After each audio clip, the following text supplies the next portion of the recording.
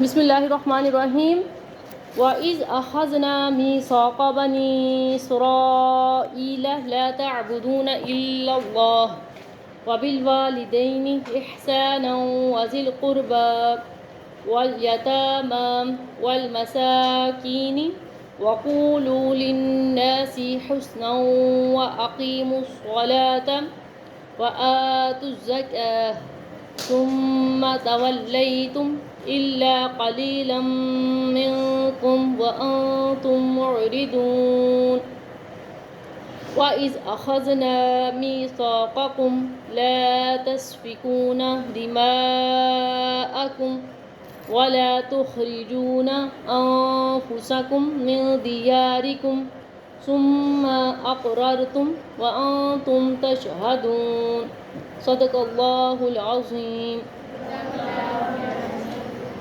وَإِذْ أَخَذْنَا مِيثَاقًا، ٹھیک ہے. وَإِذْ اس میں واو حرف ہے، اِذ حرف ہے، أَخَذْنَا یہ کیا ہے؟ فعل ہے. فعل کون سا ہوگا؟ یہ ماضی کا. ٹھیک ہے. اس کی گردان کیسے کریں گے؟ أَخَذْنَا کرتے جائیں. أَخَذَا، أَخَذُوا، أَخَذْتَا، أَخَذْتُمْ، أَخَذْتُوا، أَخَذْنَا. تو یہاں پہ یہ والا صیغہ کون سا بنا؟ جمع متکلم کا. کون سا صیغہ بنا؟ جمع متکلم کا. ٹھیک ہے. میثاق، میثاق اسم ہے. بنی اسرائیل، بنی اسرائیل اس میں کیا ہے؟ جو مد ہے یہ مد منفصل ہے، کیونکہ حمزہ بنی دوسرے کلمہ میں آ رہی ہے. ٹھیک ہے. لا تعبدون، لا تعبدون یہ فعل ہے. لا تعبدون فعل ہے. الا اس میں حرف ہے. لفظ اللہ اس میں کیا ہے؟ اسم ہے. وبالوالدین واو اس میں حرف ہے. با اس میں حرف ہے، جو آپ نے پہلے نہیں بتایا تھا. با اس میں کیا ہے؟ حرف ہے. والدین کیا ہے؟ اسم ہے. کیا ہے؟ اسم ہے. ٹھیک ہے. اور احسانن یہ بھی کیا ہے؟ اسم کی کون سی علامت اس میں پائی جا رہی ہے؟ تنوین ہے اس کے آخر میں. وَذِي الْقُرْبَى واو حرف ہے، زی اس میں حرف ہے. القربا اسم ہے، واو حرف ہے. الیتامى یہ بھی کیا ہے؟ اسم ہے. وا حرف ہے. المساکین یہ بھی کیا ہے؟ اسم ہے. وَقُولُوا وا حرف ہے اور قولو یہ کیا ہوگا؟ قولو کیا ہوگا؟ یہ فعل ہے. فعل کون سا ہے؟ فعل ماضی ہے، مضارع ہے، امر ہے یا نہیں ہے؟ فعل ماضی کیسے آئے گا؟ یہ دیکھیں نا، قال یقول قل. اب جب قل سے ہم جمع کا اشارہ کریں گے قولو، تو یہ کون سا صیغہ ہوا؟ قولو. یہ فعل امر ہے نا. فعل امر کا اشارہ ایسے ہوتا ہے نا، اوپر سے ہاتھ کو نیچے لانا. اگر ایک انگلی کو لا رہے مطلب یہ کہ وہ واحد ہے، اگر چار انگلی کو لا رہے مطلب کیا ہے؟ جمع ہے. تو قولو کیا بنے گا؟ ہاں یہ فعل امر جمع کا صیغہ ہے. للناسی لام حرف ہے. الناسی اسم ہے. حسنن یہ بھی کیا ہے؟ اسم ہے. واقیموا الصلاۃ واو اس میں حرف ہے. اقیموا، اقیموا کیا بنے گا؟ قاما، یقاما، قاما یقوم قم. ٹھیک ہے. قم سے لفظ یہ اقیموا بنا ہے. اقاما سوری اقاما یقیموا. ٹھیک ہے. تو اقاما یقیموا اور اس کے بعد اقیم، اقیموا، اقیم، اقیموا کہ تم قائم کرو الصلاۃ نماز. واو حرف ہے. آتوا الزکاۃ زکوٰۃ ادا کرو یہ بھی فعل امر ہے اور یہ بھی جمع کا لفظ ہے. جمع کی ایک اور بھی نشانی کہ اس کے ساتھ آخر میں واو اور الف ہوتا ہے. آپ کو آتوا الزکاۃ میں واو اور الف نظر آ رہا ہے نا، یہاں سے بھی آپ نے ذہن میں رکھنا ہے کہ یہ بھی جمع کا لفظ ہے. الزکاۃ یہ بھی کیا ہے؟ اسم ہے. ثم حرف ہے. تولیتم تم سب پھر گئے یہ کیا ہے؟ فعل ہے. کیا ہے؟ الا حرف ہے. قلیلاً کیا بنے گا؟ اونچی آواز سے بتائیں فعل کیسے ہے؟ قلیلاً آگے تنوین کی علامت آپ کو نظر نہیں آ رہی؟ دیکھیں اسم ہے. منکم اس میں من الگ ہے اور کم الگ ہے. من یہ حرف ہے اور کم اس کے ساتھ ضمیر متصل ہے. وانتم واو کیا بنے گا؟ واو حرف ہے. انتم ضمیر منفصل، ضمیر منفصل یعنی ایسی ضمیر جو الگ لکھی جاتی ہے، ٹھیک ہے؟ جیسے انتا، انتم، انتا، انتم، انا، نحنو، ہوا، ٹھیک ہے، ہوا، ہم، ہوا، ہم، انتا، انتم، انا، نحنو، یہ ضمیر منفصل ہیں۔ معرضون، معرضون روگردانی کرنے والے یا پھر جانے والے، ٹھیک ہے؟ تو یہ کیا ہے؟ یہ اسم ہے اور جمع کا اسم ہے۔ وَإِذْ أَخَذْنَا اس میں بھی واو حرف ہے، اِذ حرف ہے، اخذنا فعل ہے، تو اخذنا کی ہم نے گردان کیسے کرنی ہے؟ اخذ، اخذو، اخذتا، اخذتم، اخذتو، اخذنا۔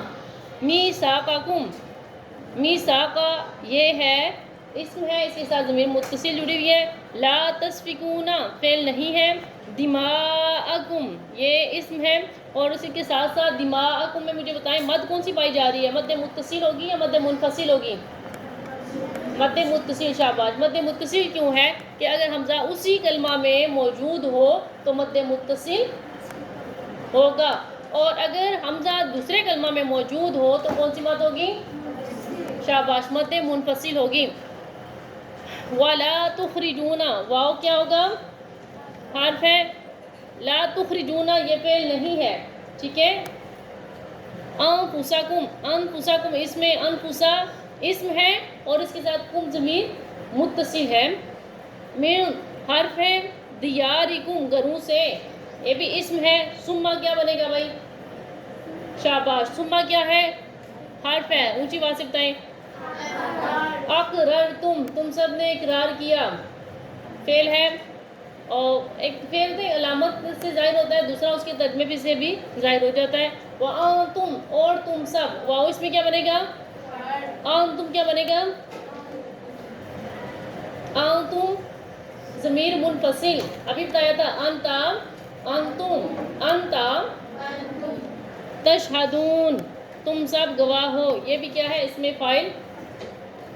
اچھا بھائی اس کے ترجمے کی طرف آ جاتے ہیں، لفظی ترجمہ پہلے کریں گے۔ وَإِذْ اور جب اخذنا ہم نے لیا، میثاق وعدہ، بنی اسرائیل بنی اسرائیل سے، لا تعبدون کہ تم عبادت نہیں کرو گے، الا اللہ سوائے اللہ کے، ٹھیک ہے؟ لا تعبدون الا اللہ، لا نافیہ ہے، آگے الا بھی حرف نافیہ ہے، تو جب دو حرف نافیہ کلمے میں کلام میں جمع ہو جاتے ہیں تو مجھے یہ بتائیں کہ وہ معنی کون سا دیں گے؟ مثبت معنی دیں گے۔ کون سا معنی دیں گے؟ مثبت معنی۔ مطلب کیا ہوگا کہ تم صرف کس کی عبادت کرنا؟ اللہ ہی کی عبادت کرنا۔ وَبِالْوَالِدَيْنِ اور والدین، والدین کے ساتھ، احساناً احسان کرنا، وَذِي الْقُرْبَى اور رشتہ داروں کے ساتھ، والیتامی اور یتیموں کے ساتھ کیا کرنا ہے؟ ان سب کے ساتھ آپ نے احسان کرنا ہے، ٹھیک ہے؟ والمساکین مسکینوں کے ساتھ، وقولوا اور کہنا، للناس حسنا اچھی بات، شاباش، یعنی اچھا تم نے بولنا ہے سب سے۔ وَأَقِیمُوا الصَّلَاةَ اور نماز قائم کرو، وَآتُوا الزَّکَاةَ ثُمَّ تولیتم تم پھر گئے، الا مگر یا سوائے، قلیلا منکم سوائے تم میں سے، وانتم معرضون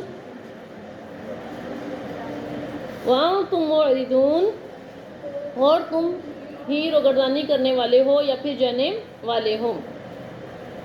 وَإِذْ أَخَذْنَا مِيثَاقَكُمْ وَإِذْ اور جب، مِيثَاقَكُمْ ہم نے لیا، مِيثَاقَكُمْ تم سے وعدہ، لا تسفکون کہ تم نہ بہاؤ گے، دماءکم خون، والا خون سے خون آنے سے کیا ہوا؟ یعنی کہ تم قتل نہیں کرو گے، ٹھیک ہے؟ اللہ نے بنی اسرائیل سے یہ وعدہ کیا ہوا تھا کہ لا تسفکون دماءکم کہ تم کیا نہ کرو گے؟ خون نہیں بہاؤ گے، مطلب کہ تم قتل نہیں کرو گے۔ اپنوں کو، ولا اور نہ، تخرجون اور تم نکالو گے، انفسکم اپنوں کو، من دیارکم اپنے وطن سے، ثم پھر اقرر تم نے اس عہد کا اقرار کیا کہ ہاں ہم کبھی بھی کسی کا خون نہیں بہائیں گے، اپنوں کو گھروں سے باہر نہیں نکالیں گے، انہوں نے اس کا اقرار کیا، ثم پھر اقرر تم نے اس کا اقرار کیا، وانتم تشہدون اور تم خود اس کے کیا ہو، گواہ ہو۔ یہاں تک بات سمجھ آ گئی ہے نا کہ کیا ہے، ہم نے لفظی ترجمہ کیا ہے، ٹھیک ہے۔ وَإِذْ أَخَذْنَا مِيثَاقَ بَنِي إِسْرَائِيلَ لَا تَعْبُدُونَ إِلَّا اللَّهَ، اس کی ہم تھوڑی سی مختصر وضاحت جانیں گے کہ جب ہم نے بنی اسرائیل سے وعدہ لیا تھا کہ تم صرف اللہ ہی کی عبادت کرو گے، مجھے بتائیں کہ میثاق اور عہد اس میں کوئی فرق ہے؟ میثاق اور عہد میں، عہد ایک بندے سے لیا جاتا ہے اور میثاق بہت سارے بندوں سے لیا جاتا ہے، ٹھیک ہے۔ اللہ نے بنی اسرائیل سے وعدہ کیا تھا تم نے کیا کرنا ہے، صرف اور صرف اللہ رب العزت کی ہی تم نے کیا کرنی ہے، عبادت کرنی ہے۔ اور یہ ہم سے بھی اللہ نے، ہماری روحوں سے بھی اللہ نے یہ وعدہ لیا ہوا ہے، ٹھیک ہے، کہ ہم نے کیا کرنا ہے، ہم نے صرف اللہ ہی کی کیا کرنی ہے، عبادت کرنی ہے۔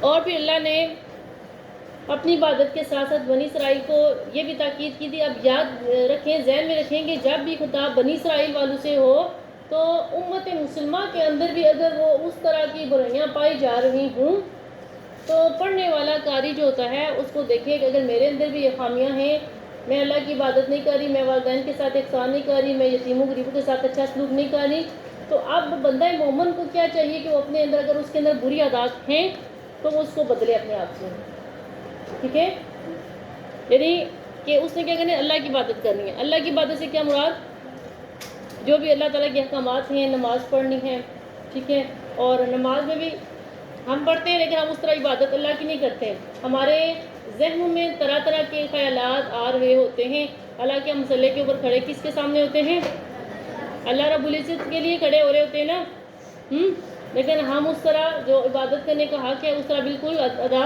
نہیں کر رہے ہوتے، اور جو رٹے رٹائے جملے ہماری زبان کے اوپر ہیں وہ ادا ہو رہے ہیں، ہمارے دل کو بھی خبر نہیں ہوتی، نہ ہمارے دماغ کو بھی خبر ہوتی ہے، اسلام کہہ کر چلے بھی جاتے ہیں، کوئی پتہ نہیں ہم نے کون سی صورت پڑھی ہے، کیا کیا کچھ کیا ہے، ایسے ہی ہے نا، کوئی سمجھ نہیں ہے ہمیں، ٹھیک ہے۔ تو یہ پھر عبادت ایسی تو نہیں ہے نا، دیکھیں اللہ یہ جو نماز ہوتی ہے اسپیشل نماز، یہ کیا ہے، نماز مومن کے لیے معراج ہے، اس کا مطلب کیا ہے، نماز مومن کے لیے معراج ہے، یعنی آپ صلی اللہ علیہ وسلم نے اللہ تعالیٰ سے ملاقات کی تھی نا آسمان کے اوپر جا کر، تو اگر بندہ مومن اپنی ایک نماز میں کھو کر خشوع وضو کے ساتھ بہت عمدہ طریقے سے وضو کر کے پاک صاف جگہ پر اہتمام کر کے نماز میں یوں کھڑا ہوتا ہے گویا کہ اللہ کے سامنے وہ ایسے عبادت کر رہا ہے گویا اس کی آخری نماز ہے، اللہ سے ہم کلام ہونا، کبھی کی ہے دعا، یعنی کہ اللہ کو اپنا جان کر، اللہ کو اپنے قریب جان کر دعا کی ہے، کبھی نماز پڑھی ہے، نہیں پڑھی، انشاءاللہ آپ سے ہم نے یہ کوشش کرنی ہے، ٹھیک ہے، یعنی جو ہم اس میں ثنا پڑھ رہے ہیں نا، ثنا عربی میں، ہمیں پتہ اس ثنا کا ترجمہ کیا ہے، نہیں پتہ تو ہم نے جاننا ہے، سورۃ الفاتحہ اس کا ترجمہ جاننا ہے، سورۃ الاخلاص کی جو تلاوت کرتے ہیں، ٹھیک ہے، سبحان ربی الاعلیٰ، سبحان ربی العظیم، تشہد، درود شریف، سب کا ترجمہ ہمیں آتا ہو، تاکہ جب ہم نماز پڑھیں تو ہم اس کو عربی جب پڑھ رہے ہوں تو اس کا ترجمہ ہمارے دماغ میں پہلے سے گھوم پھرا ہو، تو ہم اس میں تفکر کر کے غور و فکر کر کے نماز پڑھیں، ٹھیک ہے۔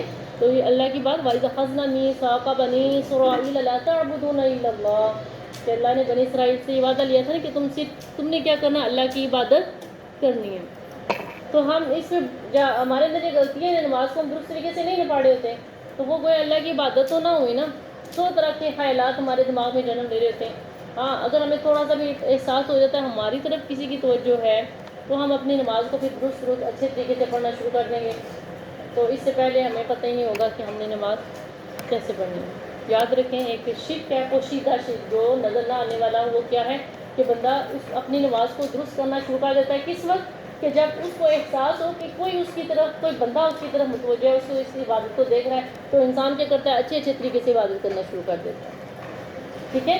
تو یہ ایک شرک ہے، پوشیدہ شرک اس کو کہا جاتا ہے۔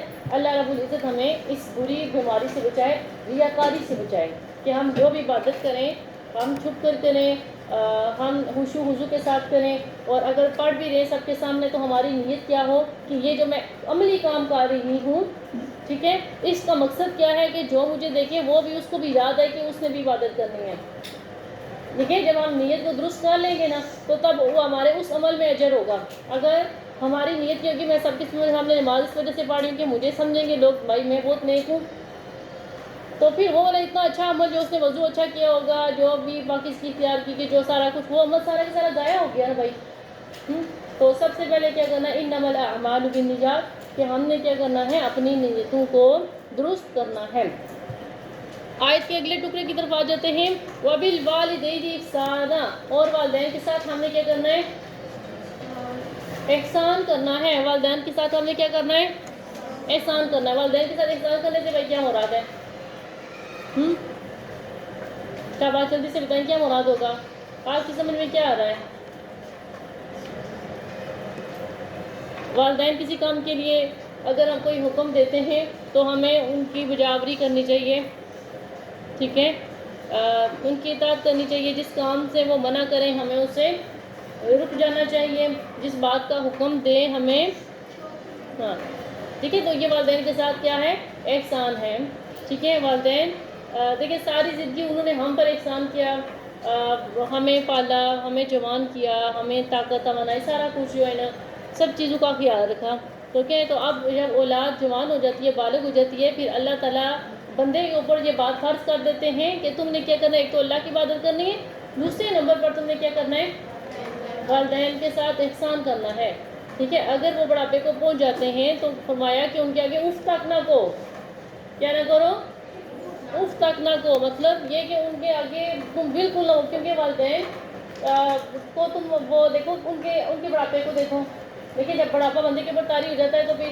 وہ اس کی، جیسے دیکھیں بچہ چھوٹا ہوتا ہے نا، اس کے منہ میں دانت نہیں ہوتے، اس سے صحیح چلنے نہیں ہوتا، اس کو دوسروں کے سہارے کی ضرورت پڑتی ہے، جب وہ ایک جوان ہوتا ہے طاقت توانائی آ جاتی ہے، سارا کچھ ہوتا ہے، لیکن پھر جب کیا ہوتا ہے آخری عمر ہوتی ہے تو اس کا وہی حساب بچوں والا دانت گرنا شروع ہو جاتے ہیں، چلنا تک نہیں ہوتا، دوسروں کے سہارے کی اس کو ضرورت پڑ جاتی ہے، یعنی مکمل وہ اس کی طرف لوٹ آتا ہے۔ ایسے ہی ہے نا، بے شک عمر زیادہ ہوئی ہوتی ہے لیکن جو حرکات ہوتی ہیں، ایک ذہن جو ہوتا ہے وہ پھر کس کی طرح کا ہو جاتا ہے، تو اللہ کو مدد کے ساتھ ہم نے اف نہیں کرنا۔